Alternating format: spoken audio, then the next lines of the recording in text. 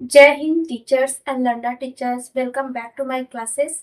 आज के क्लास में हम पढ़ेंगे वृद्धि एवं विकास में अंतर। तो चलिए शुरू करते हैं आज की क्लास को। तो पहले हम वृद्धि और विकास की परिभाषाओं के बारे में चर्चा करते हैं। शुरू करते हैं वृद्धि से। वृद्धि अर्थात वृद्धि का अर्थ हुआ ग्रोथ। इट मीन्स व्यक्ति में शारीरिक परिवर्तन का आना, जैसे कि व्यक्ति के हाइट का बढ़ना, वजन का बढ़ना, उसके मांसपेशियों का विकास होना, उसके आंतरिक पार्ट्स का विकास होना। और विकास का अर्थ होता है व्यक्ति के शारीरिक, मानसिक, संवेगात्मक, भावात्मक और नैतिक इत्यादि क्षेत्रों में परिवर्तन आना। तो चलिए अब दोनों में अंतर देखते हैं। तो पहला अंतर है हमारा, वृद्धि जो है शारीरिक परिवर्तन को प्रदर्शित करता है, जैसे वजन का बढ़ना, लंबाई का बढ़ना, शरीर की मांसपेशियों का बढ़ना। जैसे एग्जाम्पल के लिए लेते हैं तो शैशवावस्था में ये अभी किशोरावस्था का ये हाथ का लेंथ है, और शैशवावस्था में देखेंगे तो इस हाथ का मान लो ये इस हाथ का आधा जो बच्चे का पूरा हथेली आएगा। मान लो इतना एक बच्चे का हाथ हो जाएगा और दूसरा हाथ हो जाएगा, और अभी किशोरावस्था की अवस्था में ये मेरा एक हाथ शैशवावस्था से 2 गुना हो चुका है। तो यह शारीरिक परिवर्तन को दर्शा रहा है, यह हमारे शारीरिक परिवर्तन को दर्शा रहा है। और दूसरा है हमारा, और विकास में हम देखेंगे तो विकास जो है एक ऐसी प्रक्रिया है जिसमें व्यक्ति के विभिन्न पक्ष, जैसे शारीरिक हुआ, मानसिक हुआ, संवेगात्मक हुआ इत्यादि परिवर्तन शामिल हो जाते हैं। अर्थात विकास जो है विकास के सभी आयामों को लेकर चलता है, जैसे व्यक्ति के स्मरण शक्ति का विकास होना, व्यक्ति के संवेगों का विकास होना, मानसिक स्थिति में विकास होना इत्यादि हमारे विकास के अंतर्गत आता है।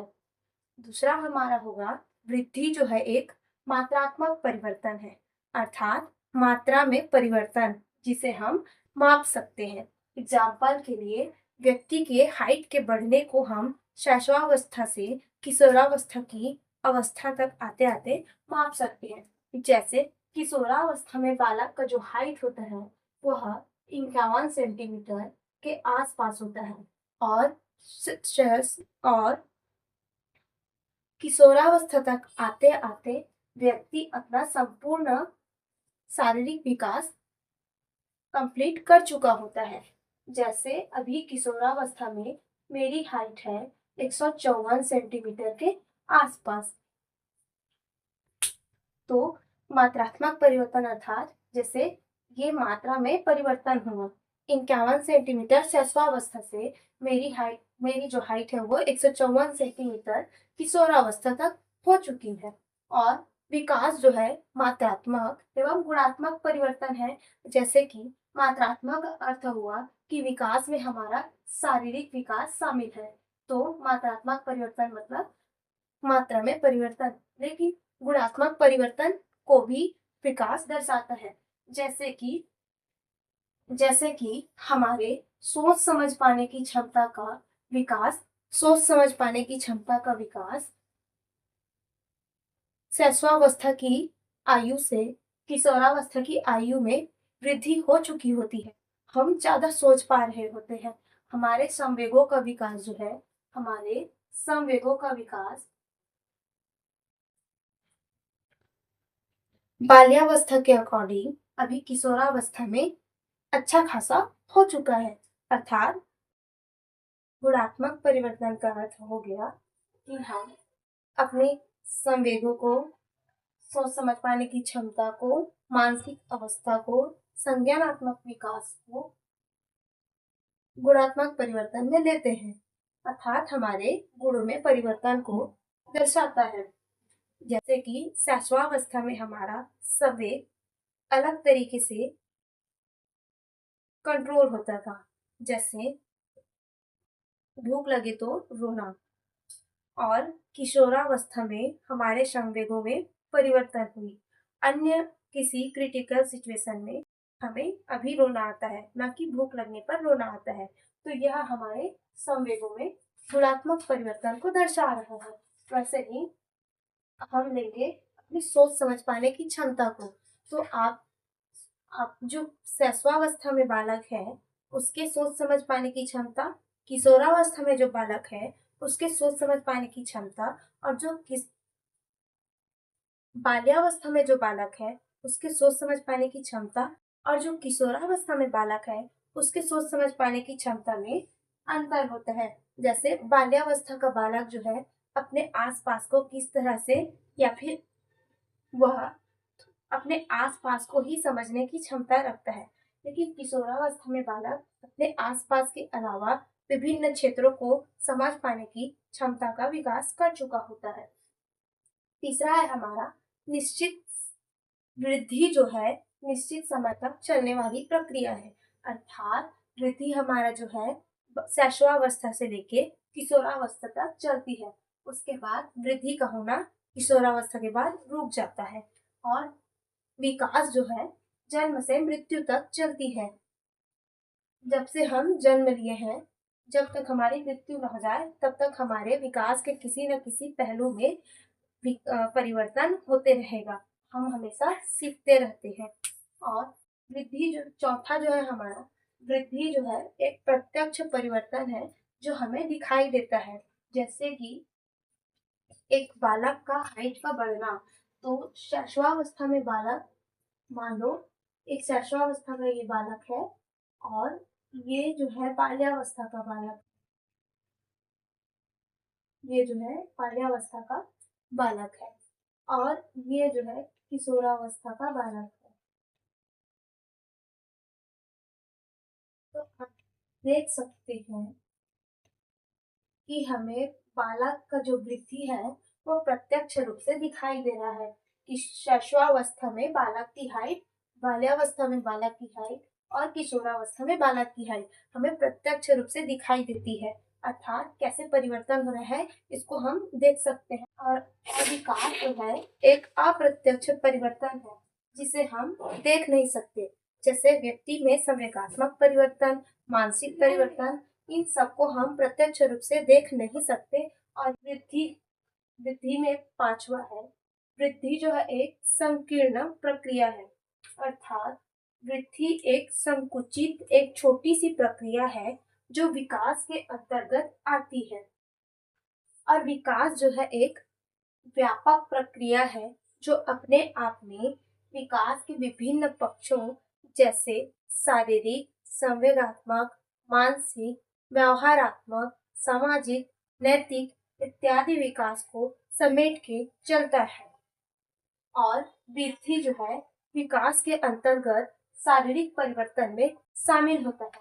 अर्थात विकास जो है एक वाइड प्रक्रिया हुआ, विकास जो है एक वाइड प्रक्रिया हुआ, और वृद्धि इसके अंतर्गत आने वाली एक छोटी सी प्रक्रिया हुई, एक सिंगल प्रक्रिया हुई।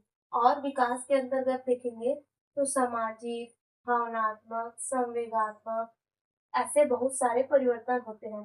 तो विकास के अंतर्गत वृद्धि एक छोटी सी प्रक्रिया है। अर्थात वृद्धि एक संकीर्ण प्रक्रिया हुई, विकास एक व्यापक प्रक्रिया हुई।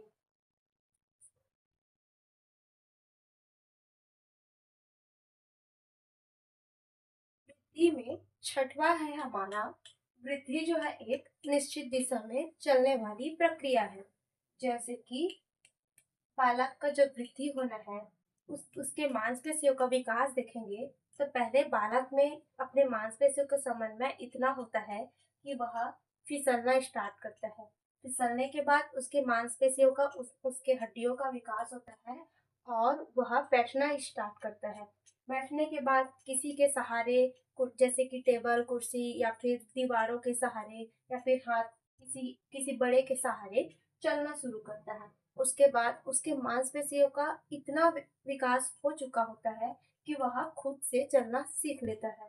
तो वृद्धि जो है एक निश्चित दिशा में चलती है।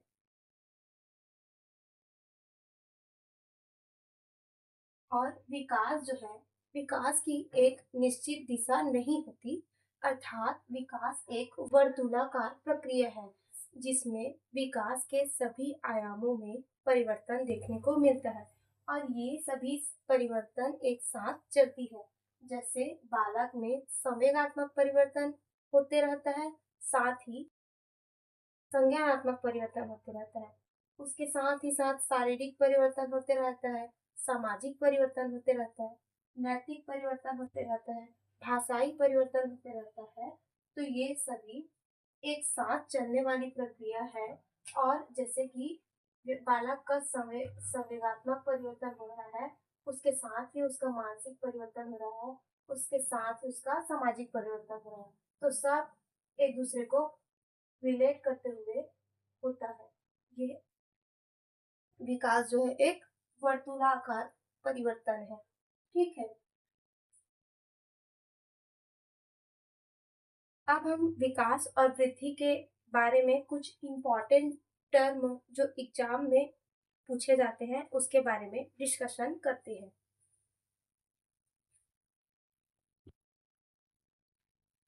तो कुछ इम्पोर्टेंट टर्म्स हैं जो एग्जाम में पूछे गए थे, तो उनका कंक्लूजन निकालते हैं।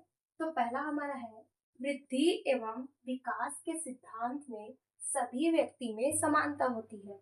जैसे वृद्धि का लेंगे तो सभी व्यक्ति में शैशवावस्था से किशोरावस्था तक विकास होता है, अर्थात उसके शरीर में डेवलपमेंट होता है। और विकास के सिद्धांत के अकॉर्डिंग एक सिद्धांत में, जैसे कि विकास एक निरंतर चलने वाली प्रक्रिया है, तो सभी व्यक्ति में विकास जो है निरंतर चलने वाली प्रक्रिया ही होगी, अर्थात जन्म से मृत्यु तक चलेगी ही चलेगी विकास जो है। और विकास में एक और लेंगे तो विकास जो है एक निश्चित प्रतिमान में चलेगी, अर्थात विकास जो है एक पैटर्न को फॉलो करेगी, सभी व्यक्ति का विकास उस पैटर्न के अकॉर्डिंग ही होगा। और दूसरा टर्म है हमारा, विकास के सिद्धांत में व्यक्तिगत विभिन्नता होती है, अर्थात प्रत्येक व्यक्ति में उसके परिवेश, उसके पर्यावरण, उसके अनुवांशिकता इत्यादि के अकॉर्डिंग विकास होता है। जैसे एग्जाम्पल के लिए, एक क्षेत्रीय बालक का विकास और एक शहरी बालक का विकास जो है, और एक शहरी शहरी बालक का जो विकास है, इन दोनों में हमें अंतर देखने को मिलेगा, मतलब व्यक्तिगत विभिन्नता हमें देखने को मिलेगी। और तीसरा हमारा टर्म है, वृद्धि एवं विकास के क्रम में व्यक्तिगत समानता होती है, अर्थात ऑर्डर में। ये एग्जाम का टर्म है, इसीलिए इसको मैं प्रेजेंट कर रही हूँ। वृद्धि एवं विकास के क्रम में ऑर्डर में व्यक्तिगत समानता होती है, अर्थात वृद्धि भी एक ऑर्डर में होता है जो प्रत्येक व्यक्ति में होगा। जैसे जैसे जैसे हाइट का बढ़ना, तो हाइट हाइट एक क्रम में हुआ, हाइट हाइट का बढ़ना एक ऑर्डर में हुआ, और विकास भी है जो है वह एक ऑर्डर में होता है। मतलब जैसे वो जैसे भाषा विकास देखेंगे तो पहले स्वर शब्द का पहले स्वर बोलना, उसके बाद एक छोटा शब्द बोलना, उसके बाद शब्द के बाद वाक्य का बोलना, तो एक ऑर्डर में होता है। ठीक है, अब चौथा टर्म है हमारा,